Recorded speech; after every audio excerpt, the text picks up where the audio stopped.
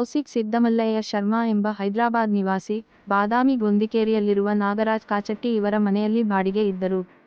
ಮನೆಯ ಹಿತ್ತಲ ಬಾಗಿಲನ್ನು ಯಾರೋ ಕಳ್ಳರು ಮಿಟಿ ತೆಗೆದು ಒಳಗಡೆ ಬಂದು, ಮನೆಯಲ್ಲಿನ 41,000 ರೂಪಾಯಿ, ಸೂಟ್ಕೇಸ್ನಲ್ಲಿಂದ 11,000 ರೂಪಾಯಿ ನಗದು ಹಾಗೂ ಸ್ಯಾಮ್ಸಂಗ್ ಕಂಪನಿಯ ಮೊಬೈಲ್ ಫೋನ್, ಕೋಣೆಯ ಕಿಟಕಿಯ ಹತ್ತಿರ ಇಟ್ಟ ಲಿನೋವೊ ಕಂಪನಿಯ 21,000 ರೂಪಾಯಿ ಕಿಮ್ಮತ್ತಿನ ಟ್ಯಾಬ್, ಹೀಗೆ ಒಟ್ಟು ಹಣ 91,000 ಮತ್ತು 40,500 ರೂಪಾಯಿ ಕಿಮ್ಮತ್ತಿನ ಮೊಬೈಲ್ ಮತ್ತು ಟ್ಯಾಬ್ ಅನ್ನು ಕಳ್ಳತನ ಮಾಡಿದ ಬಗ್ಗೆ ಆಗಸ್ಟ್ 26ಕ್ಕೆ ಬಾದಾಮಿ ಠಾಣೆಗೆ ದೂರು ನೀಡಿದ್ದರು.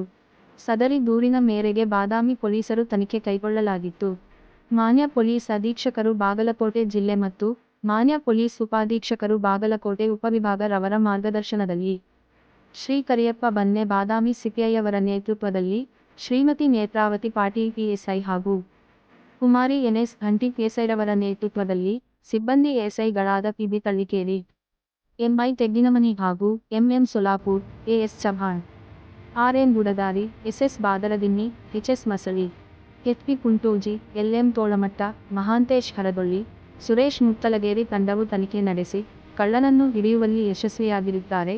ಸದರಿ ಆರೋಪಿತನಾದ ಮಹಮ್ಮದ ರಸೂಲ್ ಖಾದರಸಾಬ್ ಬಾಣದಾರ್ ಎಂಬವನನ್ನು ಬಂಧಿಸಿ ಆತನಿಂದ ಕಳ್ಳತನವಾದ ವಸ್ತುಗಳನ್ನು ವಶಪಡಿಸಿಕೊಂಡು ಆರೋಪಿತನನ್ನು ನ್ಯಾಯಾಂಗ ಬಂಧನಕ್ಕೆ ಒಪ್ಪಿಸಿದ್ದಾರೆ.